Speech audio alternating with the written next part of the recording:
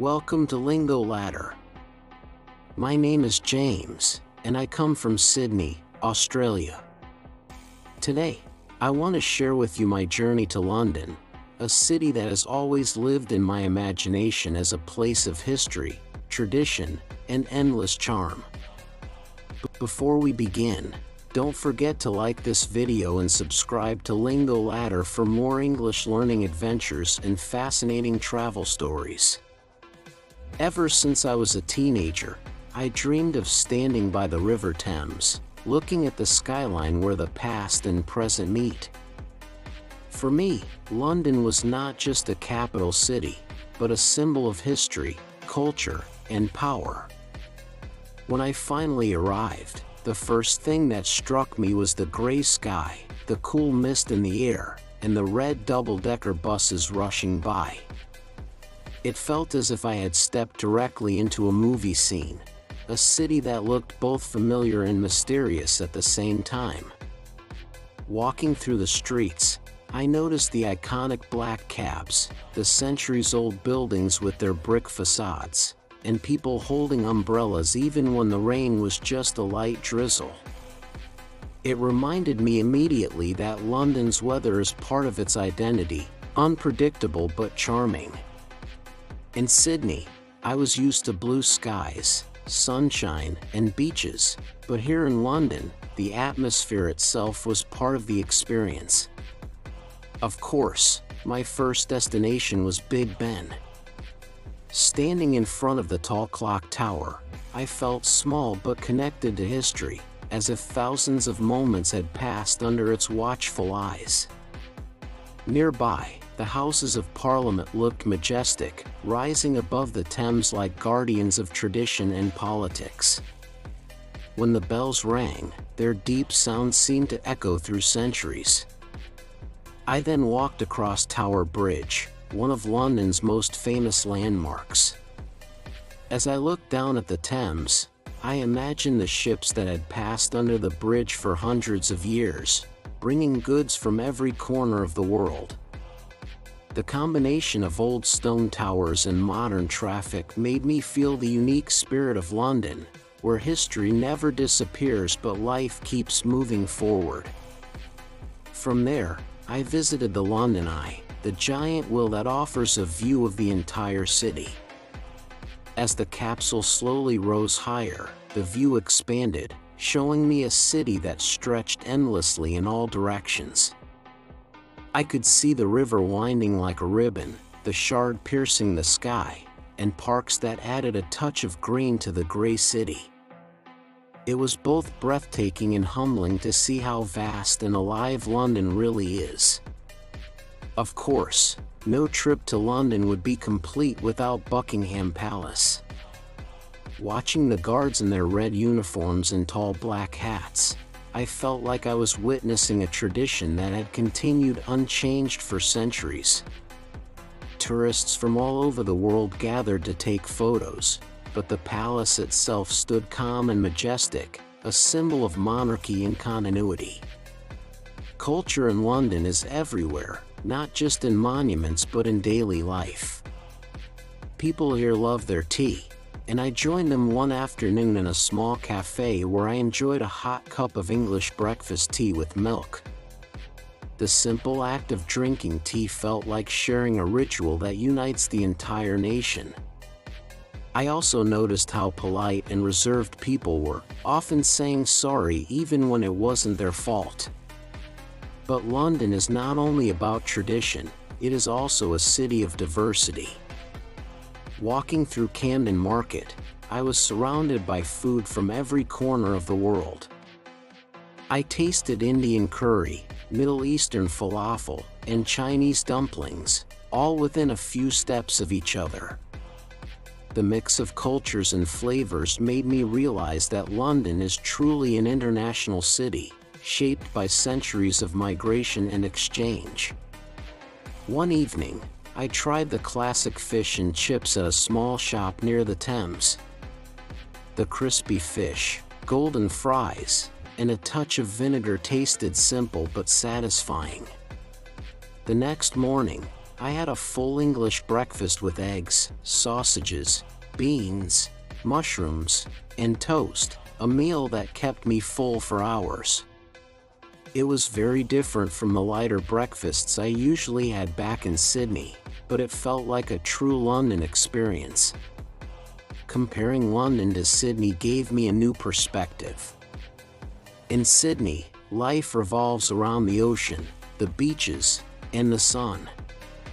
In London, life revolves around history, culture, and tradition.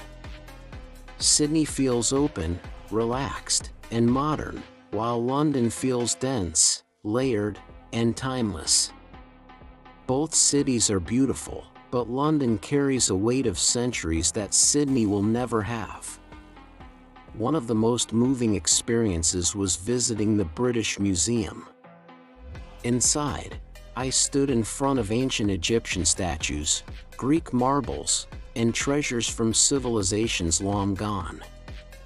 It was overwhelming to realize how much of human history is gathered in one place. The museum felt like a conversation between the past and the present, and I walked slowly, trying to take it all in. Later, I explored Shakespeare's Globe Theatre, a reconstruction of the original theater where Shakespeare's plays were performed. Standing in the open-air stage, I imagined the voices of actors from centuries ago bringing words to life that are still celebrated today. It reminded me that London is not just a city of politics and finance but also a city of art and imagination. At night, I wandered through the streets of Soho, filled with music, lights, and energy. London transforms after dark, becoming a city of creativity and nightlife. The contrast between the quiet parks and the lively pubs made me realize how many sides London has. What fascinated me most was how every corner of London seemed to tell a story. An old church hidden between skyscrapers, a narrow alley with cobblestones, or a statue that has stood for centuries, all of them spoke silently of the city's journey. I realized that in London, history is not in the past, it is alive in the present. Walking down Oxford Street, I was amazed by the crowds moving in every direction, the bright shop windows, and the constant energy. The fashion, the music, and the advertisements all showed me a city that never stops reinventing itself. Yet just a few blocks away, I found quiet squares with benches and trees where people read books in silence. This balance between chaos and calm made London even more fascinating to me. I also visited Hyde Park, one of the city's most famous green spaces. Joggers ran past me, families picnicked on the grass, and swans floated gracefully on the lake. It was easy to forget that I was in the middle of one of the busiest cities in the world. Parks like this give Londoners a chance to breathe and slow down, something I deeply appreciated. Taking the Underground, or the Tube as locals call it, was another experience. The maze of tunnels, the sound of trains rushing by, and the famous announcement "Mind the Gap" gave me a sense of how millions of people move through the city every day. Compared to the public transport in Sydney, the Tube felt older, but also more alive with history. Each station had its own character, and I enjoyed simply watching people come and go. One evening, I crossed the Millennium Bridge and saw St. Paul's Cathedral shining in the night. Its dome rose above the city like a reminder of resilience, standing through wars and changes. The walk across the bridge felt almost spiritual, as if the city itself was telling me to look both at the past and the future. I could not leave London without experiencing its theatre scene. Watching a play in the West End was magical, the performances full of life and energy. The crowd laughed, cried, and applauded together, proving that art is a universal language. It was a night I will always remember. Another highlight was visiting the markets of Borough, where food stalls filled the air with delicious smells. I tasted cheeses, pastries, and exotic dishes that showed the creativity of the city's chefs. It was busy, noisy, and full of color, a perfect reflection of London's character. I also visited the Tower of London, where history feels heavy in the walls. The crown jewels sparkled behind glass, symbols of wealth and power. Walking through the ancient stone corridors, I imagined the lives of kings, queens, and prisoners who once stood there. It gave me chills but also admiration for how much the city has preserved. Meeting Londoners added another layer to my journey. Some were formal and reserved, others friendly and curious, but all had stories to tell. I spoke with an old man who had lived in the city his entire life and a student from abroad who had just arrived. These conversations showed me the human side of London, beyond the landmarks.